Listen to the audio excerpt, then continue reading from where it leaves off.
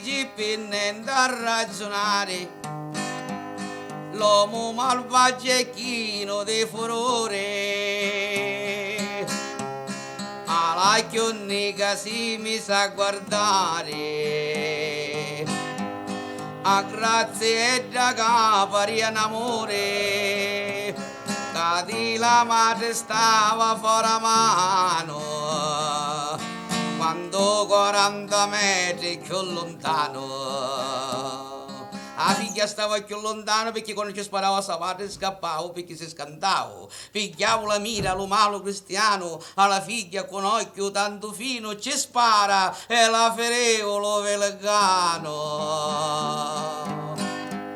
E per ammazzarla ci corrivo vicino, grazie da se ci mi sa denocchiata, pregando tanta d'arma disperata. La figlietta se ci mise addenocchiata e ci disse Don Ciccio che abbiamo fatto noi padre, mio padre se me la lì di peduna, la madre disse assassino non fida a dare a innocenti come lo prega, ma l'assassino signore non si fece ragionare, ma lo malvagio mescava una pedata e la battiu da terra antanavata, dopo ci duna una gran pugnalata, che la figlia si fece cotta cotta, non so de spatto poi la vedeavo, fino che morta intera la lasciavo.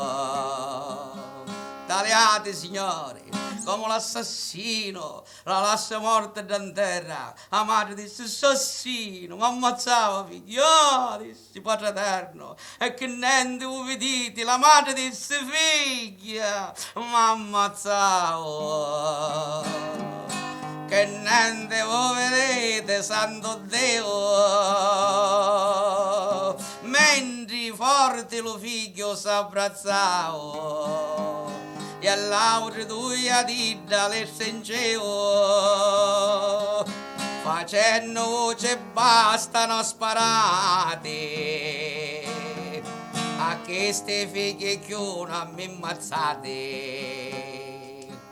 Don Ciccio disse basta, ci sparaste a mio marito, disse ma ammazzaste la figlia, ora basta. Don Ciccio vi prego per l'amore di Dio siete condannati all'inferno. L'assassino, la ricchia avevano doppati e non sentiva di gridi tanto acuti, diavoli tenevano comparate.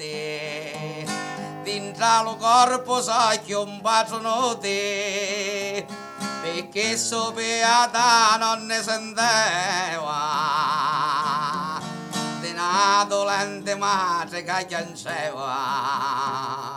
Signore, non sentiva una povera madre che piangeva lacrime di sangue, ma chi, signore, era come vedete una belva, allo potente cifuro pareva di come idoli di Ligidia si inguicchiava perché ancora troppo sdegno aveva.